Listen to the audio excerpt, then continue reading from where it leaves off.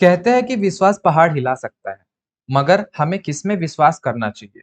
ये कहानी इसी सवाल को उठाती है। गॉड पे अगर पूरा भरोसा हो जाए, पूरा विश्वास हो जाए, तो कितना कुछ हासिल नहीं हो सकता। इसी तरह बहुत सारी कहानियां बनी हैं, जिसमें हर मुश्किल का सामना करने में हमें सहायता मिलती है और उससे बहुत कुछ सीखने को मिलता है। विश्वास ही वो रास्ता है भगवान पे, जिसके वजह से पहाड़ को भी हिलाया जा सकता है। तो आइए पढ़ते इस चैप्टर को। उससे पहले स्वागत है मेरे इस यूट्यूब चैनल पे, जिसका नाम है सर जी साहिब। आज हम पढ़ने जा रहे हैं क्लास 10 का फर्स्ट फ्लाइट बुक का पहला चैप्टर, जिसका नाम है a letter to God. Chapter का नाम काफी इंटरेस्टिंग है। कहानी पढ़ने से पहले देखते हैं इस paragraph. Lencho is a farmer who writes a letter to God when his crops are ruined. Lencho एक फार्मर है इस चैप्टर में, और लेंचो इस कहानी का मेन कैरेक्टर। वो लेटर लिखता है गॉड को। कब लिखता है? जब उसके सारे फसल बर्बाद हो जाते हैं। आस्किंग फॉर 100 पेसोस, और गॉड को लेटर में लिखता है कि उसे 100 पेसो चाहिए। Does Lencho's letter reach God? Does God send him the money? क्या लेंचो का लेटर गॉड के सामने पहुंचता है? क्या गॉड उसे पैसे भेजते हैं? Think what your answers to this questions would be and guess how the story continues before you begin to read. तो कहानी पढ़ने से पहले दो क्वेश्चन पूछा गया है, तो आप लोग इसका जवाब दीजिए कि क्या हो सकता है इसका जवाब, और गेस करिए कि कहानी आगे कैसे बढ़ता है। हो सकता है आपको चैप्टर का नाम पढ़ के लगे कि ऐसा तो पॉसिबल ही नहीं है, ठीक है, लेकिन इस चैप्टर के जो ऑथर है, जिसका नाम है जीएल फुएंटेस, जीएल यानी कि ग्रेगोरियो लोपेज फुएंटेस। तो पढ़ते इस कहानी को और जानते हैं कि ग्रेगोरियो लोपेज फुएंटेस ने इस कहानी को किस मोड पे लेके गया है। ये एक्टिविटी उतना इंपॉर्टेंट है नहीं, स्कूल में आप पढ़ाएंगे तो आप पढ़ लेना। तो स्टार्ट करते हैं। The house, the only one in the entire valley, sat on the crest of A low hill. Crest यानी कि हिल का टॉप को बोलते हैं, ठीक है। तो एक हिल था, ज्यादा ऊंचा नहीं था, और उस हिल के ऊपर एक घर था, ठीक है। एक हिल था जो कि ज्यादा ऊंचा नहीं था, और उसके ऊपर एक घर था। From this height one could see the river and the field of ripe corn. इस हाइट से कोई भी इंसान रिवर को देख सकता है और फील्ड ऑफ राइप कॉर्न यानी कि पके हुए भुट्टे की खेत को देख सकता है।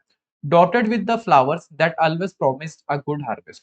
और ये जो खेत है फूलों से भरे हैं, और ये जो खेत है हमेशा एक अच्छा हार्वेस्ट देते हैं, यानी कि यहाँ पर ये जो खेत है इसमें बहुत ही अच्छा फसल होता है।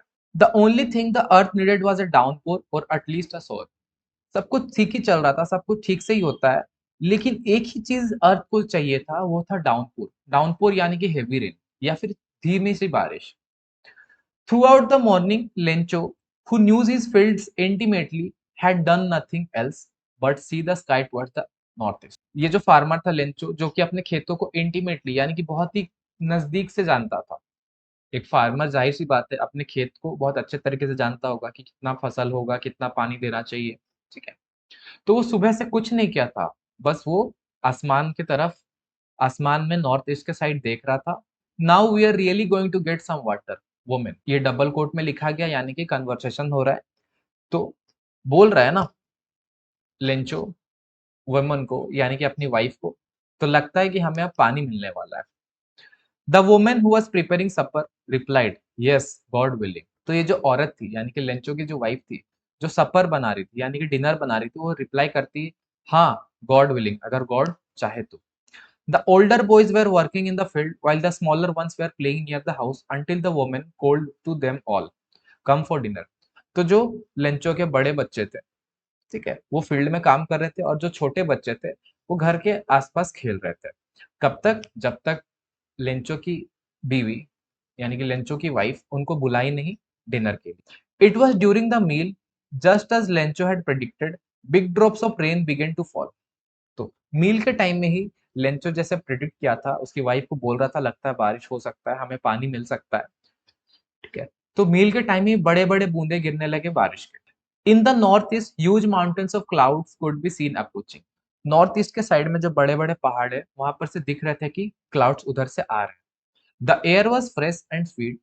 जो हवा था फ्रेश हो गया था और स्वीट महक रहा था। बारिश होने से पहले कैसे महकता है, उसी तरह। The man went out for no other reason than to have the pleasure of feeling the rain on his body, and when he returned he exclaimed. तो लेंचो जो था वो बाहर चला गया ताकि ये जो बारिश की बूंदे हैं ना, इसका आनंद उठा सके, मजे ले सके उसके बॉडी में जब गिरेगा। और वो जब रिटर्न हुआ बाहर से, वो एक्सक्लेम किया, यानी कि अचानक से जोर से बोला, These aren't raindrops falling from the sky, they are new coins. The big drops are 10 cent pieces and the little ones are 5. Lencho जब बाहर से अंदर गया घर पे, वो जोर-जोर से बोलने लगता है कि ये जो आसमान से गिर रहा है ये बारिश नहीं है, ये नए-नए कॉइन्स है। जो बड़े-बड़े हैं वो 10 सेंट पीसेस है और जो छोटे-छोटे वो 5। ठीक है? यानी कि उनके लैंग्वेज में 10 सेंट और 5 सेंट यानी कि ₹5 और ₹10। With a satisfied expression, he regarded the field of ripe corn with its flowers draped in a curtain of rain. ठीक है, तो एक सेटिस्फाई एक्सप्रेशन से वो देखा अपने कॉर्न के फील्ड्स को जो कि फ्लावर से भरे थे कि वो draped in A curtain of rain. Draped यानी कि कवर्ड है, कर्टेन ऑफ रेन यानी कि बारिश के चादर से घिरे हुए थे कॉर्न के फील्ड और flowers. But suddenly a strong wind began to blow and along with the rain, very large hailstones began to fall. लेकिन अचानक क्या हुआ ना, बहुत ही तेज हवा चलने लगा और साथ ही साथ बड़े-बड़े हेलस्टोन्स गिरने लगे, यानी कि बड़े-बड़े ओले गिरने लगे, बर्फ के ओले। This truly did resemble new silver coins. और ये जो बड़े-बड़े ओले थे रिजेंबल यानी कि सिमिलर लग रहे थे नए सिल्वर कॉइन्स के साथ। The boys exposing themselves to the rain ran out to collect the frozen pearls. और जो लेंचो के बच्चे थे वो बाहर निकल गए बारिश में, ओलों की बारिश में, और ये जो फ्रोजन पल्स है यानी कि जो ओले है उसे कलेक्ट करने लगे। It's really getting bad now exclaimed the man. तो लेंचो बोलता है अरे ये तो धीरे धीरे बदतर होता जा रहा है, यानी कि जो बारिश, ओलो की जो बारिश है। I hope it passes quickly, it did not pass quickly. Lencho ये उम्मीद कर रहा था ये जल्दी खत्म हो जाए, लेकिन ये जल्दी खत्म नहीं हुआ। For an hour the hail rained on the house, the garden, the hillside, the cornfield, on the whole valley. 1 घंटे तक करीब ये जो हेल है यानी कि जो ओले हैं गिरता रहा घरों पे, गार्डन पे, पहाड़ों पे, कॉर्न के फील्ड में और पूरे वैली में। The field was white as if covered with salt. और इन ओलों की वजह से जो फील्ड था पूरा व्हाइट हो गया था, जैसे कि सॉल्ट से ढक गया। Not a leaf remained on the trees, the corn was totally destroyed.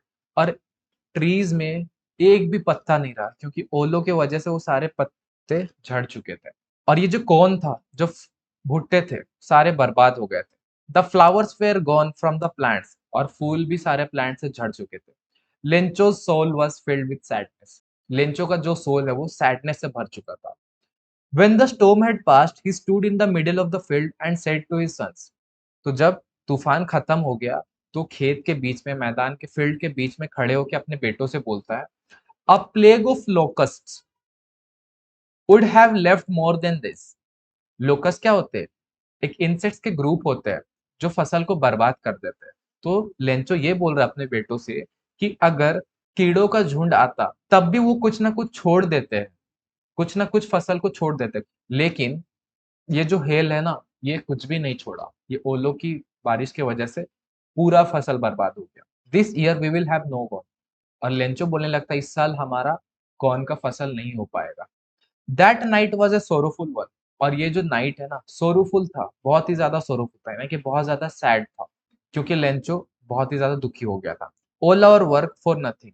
Lencho बोल रहा है हम लोग जितना भी मेहनत किए, लेंचो और उसके फैमिली फील्ड पे, उसका कोई भी फायदा नहीं हुआ। There is no one who can help us, we will all go hungry this year.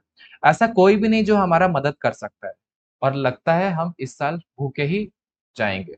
तो यही था हमारा पार्ट 1। और इसका जो ओरल कंप्रेंशन चेक है मैं इसे वीडियो पे ही एज अ स्क्रीनशॉट अटैच कर दूंगा। आप इसका स्क्रीनशॉट लेके लिख ले। इसको एक्सप्लेन नहीं करने वाला क्योंकि उम्मीद करता हूं कि आप इसका पहला पार्ट अच्छे तरीके से इस वीडियो में समझ गए होंगे।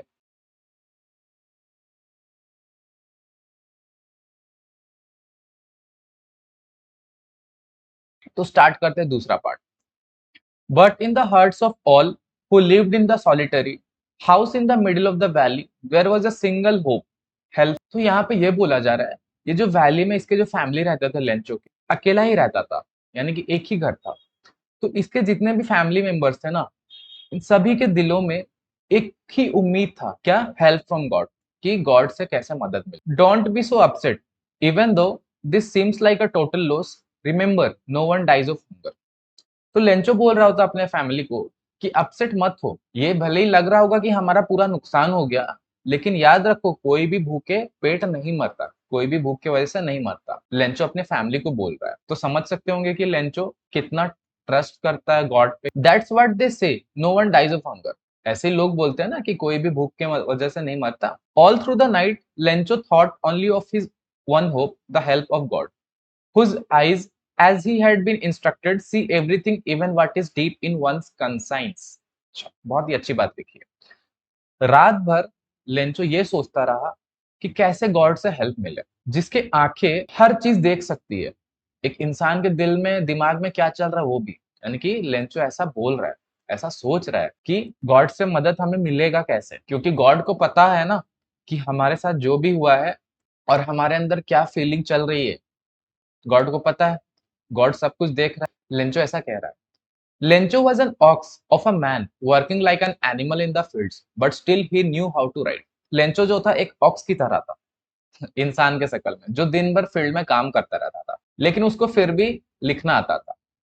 लेंचो दिन भर फील्ड में काम करता रहता था, इसलिए एक ऑक्स की तरह था इंसान के शकल में, ठीक है, लेकिन फिर भी वो लिखना जानता था। एक गरीब फार्मर था, लेकिन फिर भी उसको लिखना पता था, कैसे लिखते उसको आता था। The following Sunday at daybreak he began to write a letter which he himself would carry to town and place in the mail।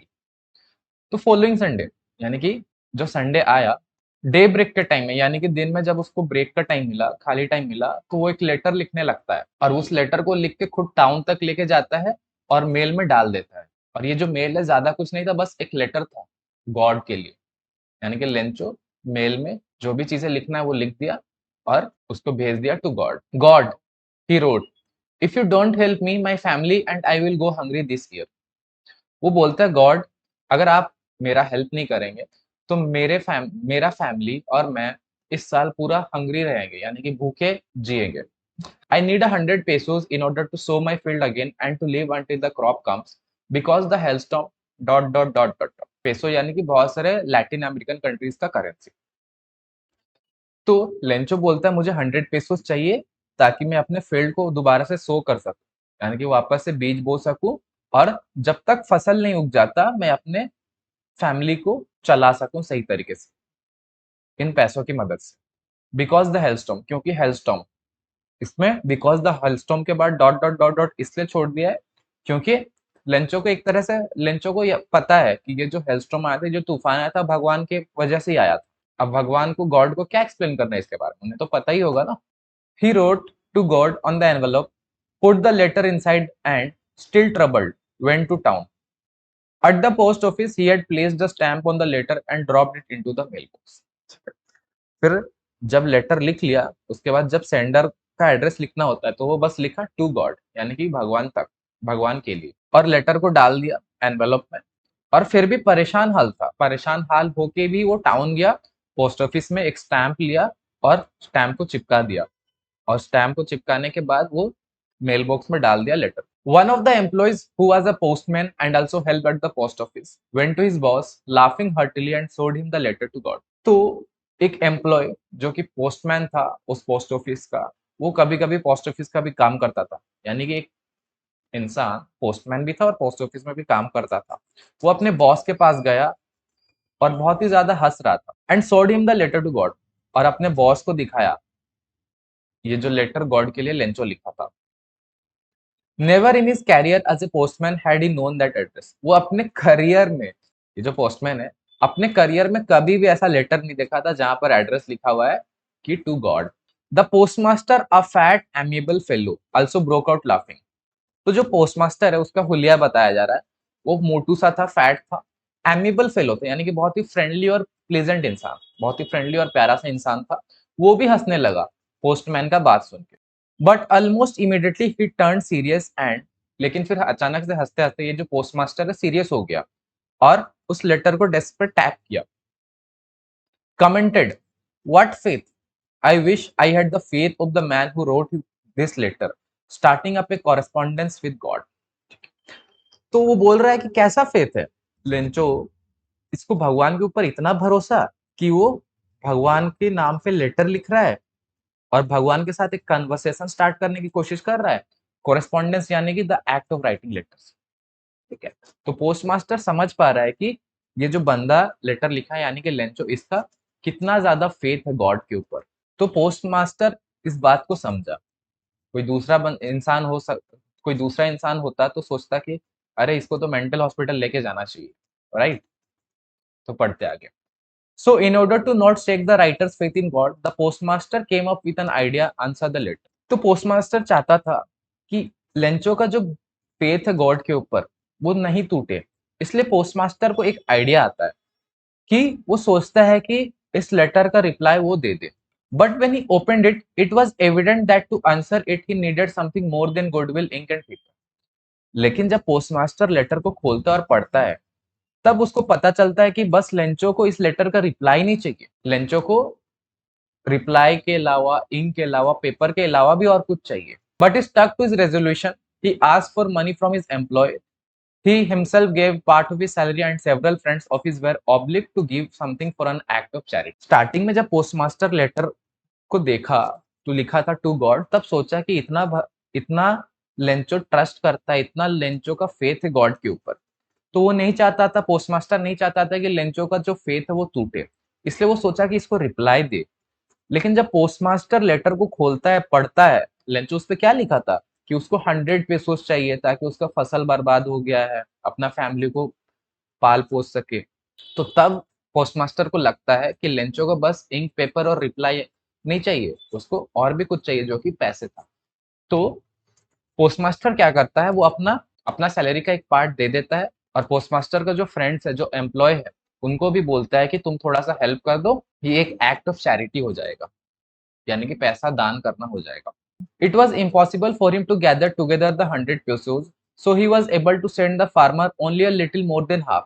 100 pesos postmaster के लिए इकट्ठा करना थोड़ा सा इम्पॉसिबल था, तो वो 100 पेसोस का इंतजाम नहीं कर पाया। तो वो क्या करता है ना, फार्मर को हाफ से थोड़ा सा ज्यादा भेज देता है। हाफ यानी कि कितना, लेंचो को चाहिए था 100 पेसोस, लेकिन पोस्टमास्टर हाफ से थोड़ा ज्यादा अरेंज कर पाता है, यानी कि 100 का हाफ होता है 50, 50 से थोड़ा ज्यादा अरेंज कर पाता है। He put the money in an envelope address to Lencho and with it a letter containing only a single word as a signature God. Postmaster क्या करता है, पैसे को एनवेलप में डाल देता है और एड्रेस में लिख देता है कि टू लेंचो, यानी कि लेंचो तक भेजना है, और उसमें एक ही सिंगल वर्ड लिखता है, बस गॉड, सिग्नेचर की तरह। कितना अच्छा काम कर रहा है पोस्टमास्टर, बस इसीलिए कि एक बंदे का जो फेथ है, जो ट्रस्ट है गॉड पे, वो ना टूटे। आई होप पार्ट 2 समझ में आ गया होगा। इसका भी ओरल कंप्रेंशन चेक मैं अटैच कर दूंगा वीडियो पे, आप प्लीज इसको स्क्रीनशॉट ले लीजिएगा और लिख लीजिएगा। मैं इसको एक्सप्लेन नहीं करने वाला क्योंकि टाइम वेस्ट होगा, वीडियो लंबा हो जाएगा।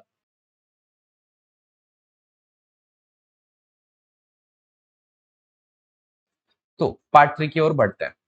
The following Sunday, Lencho came a bit earlier than usual to ask if there was a letter for him. तो फिर जो अगले संडे लेंचो पोस्ट ऑफिस चला जाता है, थोड़ा सा जल्दी, जो यूजुअल टाइम में जाना चाहिए उससे थोड़ा जल्दी चला जाता है, और पूछता जाके कि उसके लिए क्या कोई लेटर है।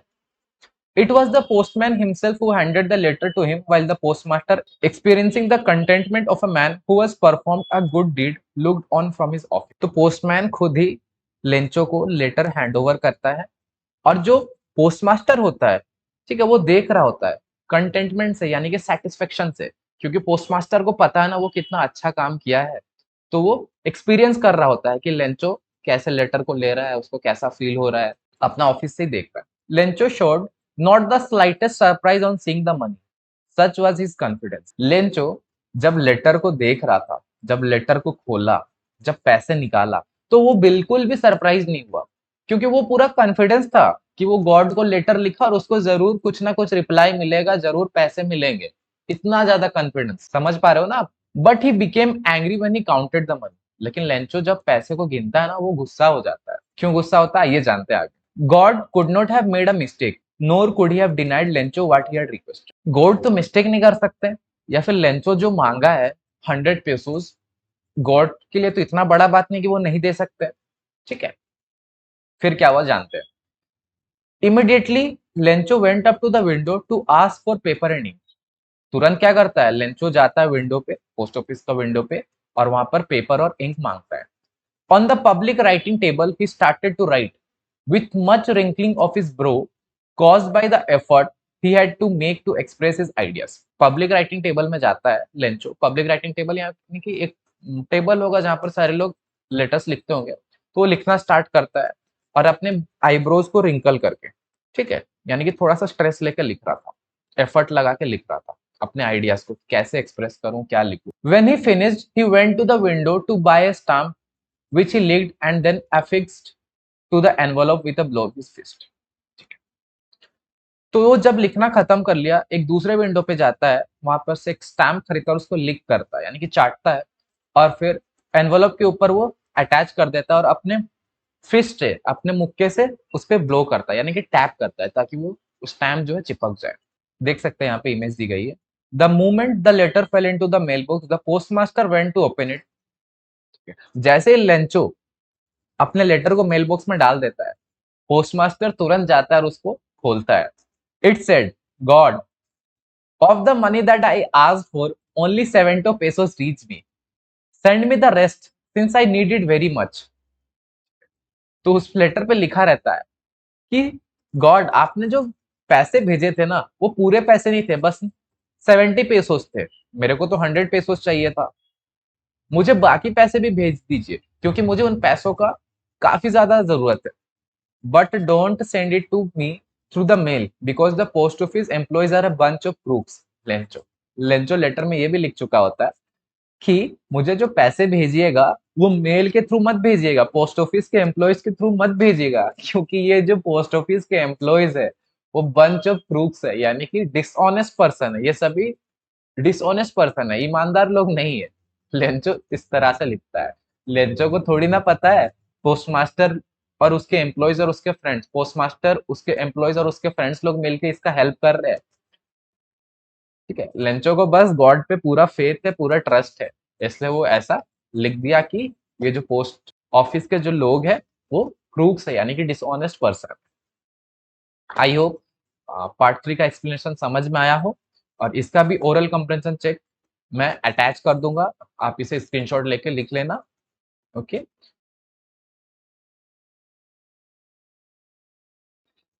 तो मिलते हैं जल्दी एक अगले वीडियो में। तब तक के लिए गुड बाय, टेक केयर, मजे करते रहिए, पढ़ाई करते रहिए और आगे बढ़ते रहिए। टाटा।